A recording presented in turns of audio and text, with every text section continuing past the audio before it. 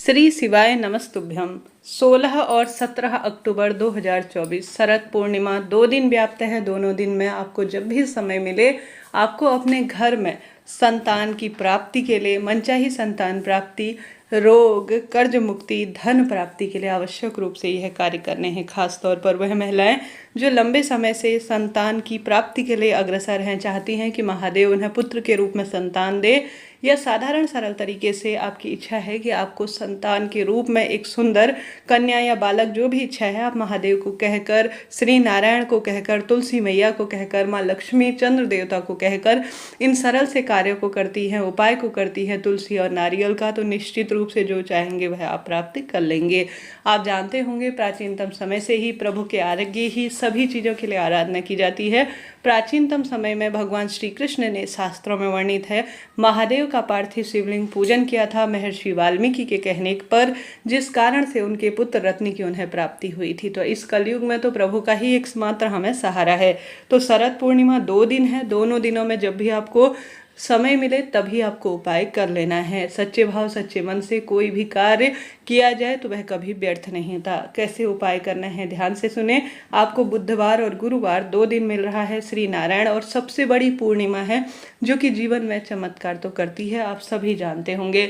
जो पहला उपाय तुलसी का बताने जा रही हूँ वह सुनिएगा। इसी दिन से आप सभी जानते होंगे कार्तिक स्नान भी शुरू हो जाता है। आप कुछ भी नहीं कर सकते तो इस दिन का जो शरद पूर्णिमा है उस दिन आप सभी को 1 कटोरी में कच्चा दूध लेना है। व्रत उपवास कर सके तो अत्यधिक शुभ है, नहीं कर पाते हैं कोई दिक्कत की बात नहीं है।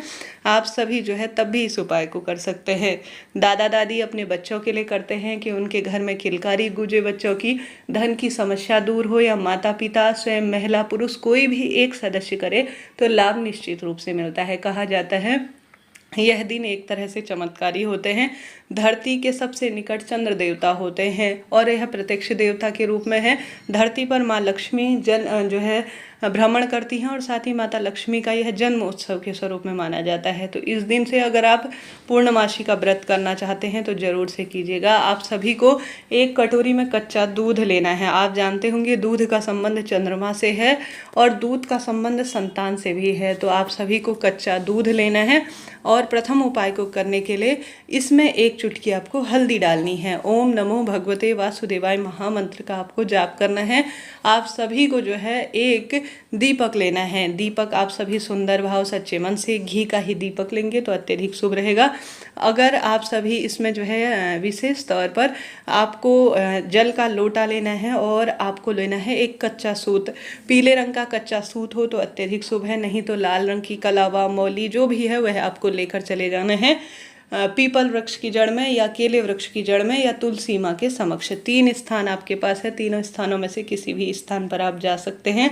निश्चित रूप से आप जानते होंगे गुरुजी कहते हैं पीपल वृक्ष में श्री नारायण का वास है, और गीता में स्वयं श्री कृष्ण भगवान कहते हैं वृक्षों में मैं पीपल हूँ। और साथ के साथ तुलसी मैया साक्षात माँ लक्ष्मी का स्वरूप है, और श्री नारायण का प्रिय पौधा है, अर्थात प्रिय वस्तु जिसे कहा जाता है वह है केला। तो आपके घर पर केले का वृक्ष है तो वहाँ पर बैठ जाए, नहीं तो पीपल वृक्ष है तो वहाँ चले जाए, नहीं तो तुलसी माँ तो होंगी ही। इन 3 स्थानों में से किसी भी एक स्थान तक कभी भी सुबह शाम तक कभी भी समय मिले, दोनों दिन में 1 दिन, चाहे तो दोनों दिन करें, इच्छा आपकी है। इस दिन चावल की महत्वता बहुत अधिक है, आप सभी जानते होंगे। अपने पास थोड़ा सा चावल भी आप रख लीजिएगा, बहुत शुभ और श्रेष्ठ इसे माना जाएगा। सबसे पहले आप सभी को पूर्व या उत्तर दिशा की ओर इस कार्य को करते हुए बैठना है। तीनों स्थानों पर नहीं, 1 स्थान पर करना है, इस बात को भी आप नोट करते हुए चलिएगा। सबसे पहले आप जहाँ पर भी बैठ रहे हैं, मान लेते हैं तुलसी माँ सबके घर पर है तो वहाँ पर आपको कार्य करना है। सबसे पहले आपको अपनी मनोकामना कहते हुए, जैसे धन प्राप्ति है, पुत्र प्राप्ति है, मनचाह विवाह है, प्रतियोगी परीक्षा, ट्रांसफर, विवाह की परेशानी, सभी के लिए यह उपाय है। तो आप सभी को अपनी मनोकामना कहकर कि मैं आपको जो है, हे प्रभु मेरे जीवन में सभी ग्रहों की दशा मजबूत रहे, रोग दोष संकट कष्ट कट जाए, ऐसी प्रार्थना करते हुए आप सभी को कच्चा दूध जो है वृक्ष के नीचे चढ़ा देना है, तुलसी माँ के वृक्ष के नीचे। और दक्षिण दिशा भूल कर भी ना बैठे, इस बात का ध्यान रखें। और आप सभी जो है एक चुटकी आप हल्दी डाल कर ले गए हैं ना कच्चे दूध में, इस बात का ध्यान रखें, हल्दी पिसी हुई होनी चाहिए, आपको समर्पित कर देना है। दूध और हल्दी अपने आप में रोग दोष को काटती है और संकट पीड़ा का भी निदान करती है। एक चुटकी हल्दी डालकर आपको कच्चा दूध तुलसी की जड़ में समर्पित कर कर थोड़ा सा जो आप जल का लोटा ले गए हैं वह भी समर्पित कर देना है।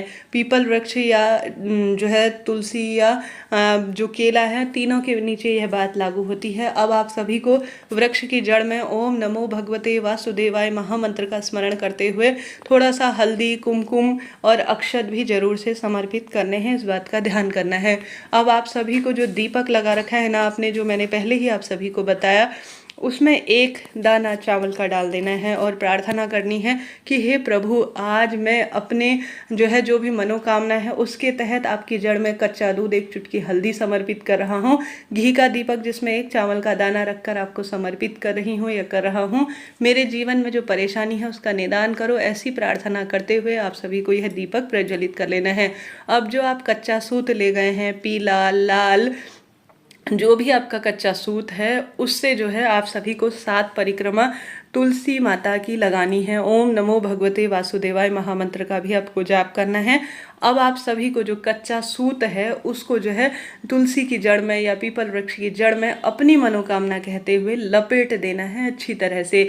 संभव हो तो उस धागे को, अगर जो कच्चा सूत है उसमें आप सभी अपनी मनोकामना की, जैसे आप 7 परिक्रमा लगाएंगे दाहिने हाथ से शुरू करते हुए, और उस धागे को आप चाहे तो पहले तोड़ लीजिए, उसमें मनोकामना की गांठ लगा सकते हैं 7, नहीं तो जब धागा लपेट लेंगे उसके बाद भी अपनी मनोकामना कहते हुए, अपना नाम गोत्र बोलते हुए आप धागे में अंत में जब कोना बच जाता है तो उस स्थान पर 7 गांठ अपनी मनोकामना की लगा देते हैं कि हे प्रभु, इस चमत्कारी महीने में जब शरद पूर्णिमा है, आपको मैंने परिक्रमा लगा रखी है, दीपक चावल डालकर समर्पित कर रखा है, कच्चा दूध हल्दी समर्पित कर रखी है, मेरी मन की कामना सिद्ध करे। हे नारायण, आप सभी को सब कुछ देने वाले हैं, मैंने मनोकामना का धागा आपकी जड़ में समर्पित कर रखा है, मेरे भाग्य खोल देना, ऐसी प्रार्थना करते हुए 7 परिक्रमा लगाएं। और साथ ही अंत में जो है परिक्रमा पूर्ण होने के बाद आप जो धागा है उसके कोने में गांठ भी लगा दीजिएगा। प्राचीनतम समय से ही, वर्षों पुरानी यह बात है कि हमेशा ही मनोकामना का धागा हाथों में, पैरों में, किसी दिव्य स्थान पर बांधा जाता है तो सभी भक्तजन यह कार्य कर लेंगे। कच्चा सूत लपेटने से कहा जाता है वस्त्र समर्पित करने के बराबर फल मिलता है। और आपने तो साक्षात जो है परिक्रमा लगा रखी है 7 दिव्य स्वरूप में, और 7 बार ही अपने धागा जो है उसमें लपेट रखा है अपनी मनोकामना कहते हुए तुलसी की जड़ में, और अंत में आपने जो धागा बचा हुआ है कॉर्नर में उसमें जो है 7 गांठ आपको लगा देनी है। निश्चित रूप से नाम गोत्र बोलकर आप मनोकामना का धागा लगा देंगे तो आपके भाग्य की रेखाएं ऐसी प्रबल होंगी जो आपने कभी भी देखी ही ना हो। तो जीवन में हार रहे हैं, दुख पा रहे हैं, लंबे समय से कोई चीज़ के लिए कार्यरत है, तो यह तुलसी का सरल सा छोटा सा उपाय, चाहे तो पीपल वृक्ष की जड़ में करें, चाहे तो घर पर तुलसी में करें, चाहे तो केले वृक्ष की जड़ में करें, भाग्य की रेखाएं तो आपकी प्रबल होनी ही हैं। तो आप सभी को कोशिश करना है कि आप चमत्कारी शरद पूर्णिमा में, ज़्यादा कोई परेशान होने की ज़रूरत नहीं, थोड़ा सा हल्दी की आवश्यकता है, चावल की आवश्यकता है, थोड़ी सी पूजा विधान की आवश्यकता है और एक कच्चे सूत की आवश्यकता है। तो करने में कोई दोष नहीं है, करके देखिएगा, लाभ तो आपको मिलना ही है। यह बात हो गई प्रथम उपाय की, जो कि आपके पास 2 दिन है शरद पूर्णिमा का। बुधवार वैसे भी तुलसी पूजन के लिए माना जाता है, गुरुवार तो श्री नारायण का है, तो ऐसे दिन को तो आपको छोड़ना है ही नहीं।